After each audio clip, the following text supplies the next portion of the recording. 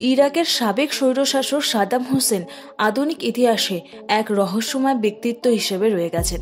তার নৃশংস শাসন এবং বিতর্কিত ক্রিয়াকলাপের জন্য পরিচিত সাদ্দাম হোসেনের জীবন এবং শাসন বিশ্বে একটি অমোঘ চিহ্ন রেখে গেছে।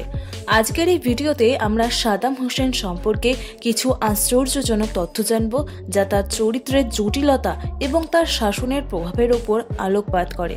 তার ক্ষমতায় উত্থান এবং ইরাকি সরকারের হেরফের থেকে শুরু করে আন্তর্জাতিক সংঘাতে তার জড়িত হওয়া এবং তার শাসনামলে সংঘটিত নৃশংসতা, এই সব তথ্যগুলি বিংশ শতকের সবচেয়ে কুখ্যাত নেতাদের একজনকে গভীরভাবে উপলব্ধি করতে সাহায্য করবে।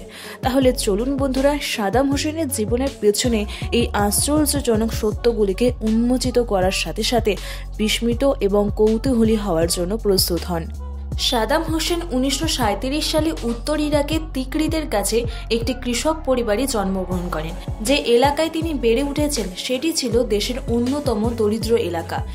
1957 সালে 3 বছর অধ্যয়ন করার পর সাদ্দাম একটি ইরাকি আইন স্কুল থেকে ড্রপ আউট করেন বিপ্লবী প্যান আরববাদ পার্টিতে যোগদান করার জন্য। তাকে এই কাজে সাপোর্ট করেন তার চাচা। 1962 সালে সাদ্দাম হোসেন মিশরের কায়রো ল স্কুলে পড়াশোনা করেন। তার আইনজীবী হওয়ার আশা কখনোই বাস্তবায়িত হয়নি এবং 1 বছর পরে তিনি আবার ড্রপ আউট করেন।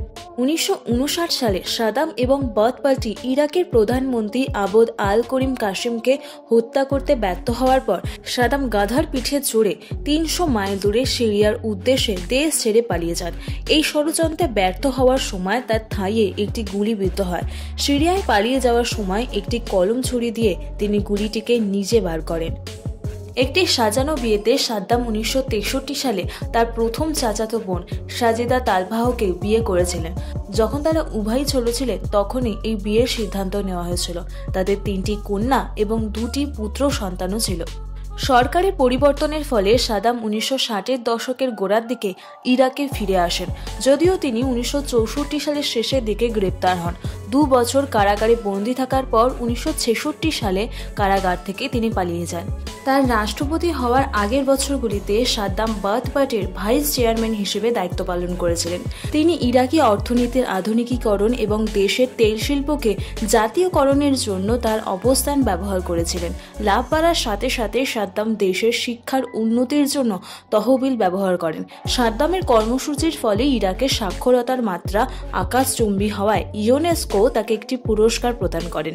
সাদ্দাম মধ্যপ্রাচ্যের দেশগুলির মধ্যে নজিরবিহীন সামাজিক সেবাও চালু করেছিলেন।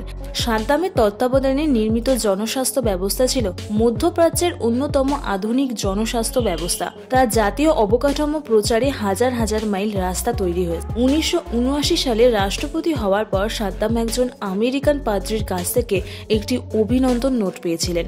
ডেট্রয়েটের সেক্রেট হার্ট ক্যালডিয়ান চার্চের যাজক জ্যাকব ইয়াশো তার অভিনন্দন পাঠাতে নতুন নেতার কাছে পৌঁছেছেন।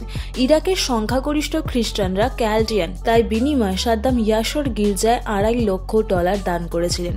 এর পরের বছর ইয়াশোকে বাগদাদে আমন্ত্রণ জানানো হয় এবং ডেট্রয়েটের মেয়র কোলম্যান ইয়াং তাকে ডেট্রয়েট শহরের চাবি দিয়ে সাদ্দামকে উপস্থাপন করার অনুমতি দেন। পরিদর্শনের পর ইয়াশো গির্জা ইরাকি একনায়কের কাছ থেকে আরও $2 লক্ষ পেয়েছে। 1980 সালে সাদ্দাম ইরান থেকে সাদ আল আরব জলপথ দখল করতে চেয়েছিলেন। সশস্ত্র এবং পশ্চিমাদের সমর্থনে তিনি তেহরানের বিরুদ্ধে যুদ্ধ ঘোষণা করেন, যদিও তাকে আরব বিশ্বের রক্ষক হিসেবে চিত্রিত করা হয়েছিল। তিনি বেসামরিক মানুষের বিরুদ্ধে অবাধে রাসায়নিক অস্ত্র যেমন সরিষা গ্যাস এবং নার্ভ এজেন্ট ব্যবহার করেছিলেন। 8 বছর পরে যুদ্ধটি অচল অবস্থায় শেষ হয়। আনুমানিক 1 মিলিয়ন মানুষকে মৃত ঘোষণা করা হয়। জানলে অবাক হবেন, একজন খুনি স্বৈরশাসক হিসেবে তিনি তার অবসর সময় কাটিয়েছিলেন বই লিখে। তার জীবদ্দশায় তিনি 4টি উপন্যাস এবং বেশ কয়েকটি কবিতা লিখেছেন। তার একটি উপন্যাস Zabiba and the King best seller হয়েছে। 2000 সালে প্রকাশিত রোম্যান্স উপন্যাসটি 1 মিলিয়ন কপি 2001 সালের প্রথম দিকে সাদ্দাম মানবিক ভিত্তিতে দরিদ্র আমেরিকানদের জন্য $94 মিলিয়ন দান করার প্রস্তাব দিয়েছিলেন, এই বলে যে মার্কিন যুক্তরাষ্ট্রে 30 মিলিয়ন মানুষ দরিদ্র সীমার নিচে বাস করে। 1990 সালে কুয়েতে আগ্রাসনের পর দেশটির ওপর অর্থনৈতিক নিষেধাজ্ঞা আরোপের কারণে ইরাক জাতিসংঘের মানবিক সহায়তার কর্মসূচির অধীনে ছিল। সেই $94 মিলিয়ন আমেরিকাতে আদৌ পৌঁছেছে কিনা তা অজানাই রয়ে গেছে। তার ৬০তম জন্মদিনে সাদ্দাম তার নিজের রক্তে লেখা ইসলামিক পবিত্র গ্রন্থ কোরআনের একটি অনুলিপি দিয়েছিলেন। ঈশ্বরের প্রতি কৃতজ্ঞতা জানানোর জন্যই তিনি এই কাজটি করেছিলেন। ৬০০০ শ্লোক এবং ৩,৩৬,০০০ শব্দ নিয়ে গঠিত বিশেষ সংস্করণটি তৈরি করতে ক্যালিগ্রাফারদের একটি দল ৩ বছর সময় নিয়েছে। তবে সাদ্দাম আসলে তার কতটা রক্ত দিয়েছিলেন তা কেউই জানে না। ২০০৩ সালে বাগদাদের পতনের পর সাদ্দাম ৮ মাস আত্মগোপন করেন। তিনি আমেরিকান বাহিনীর জন্য ১ নম্বর টার্গেট ছিলেন এবং তারা অবশেষে ১৩ই ডিসেম্বর তার সাথে ধরা পড়ে।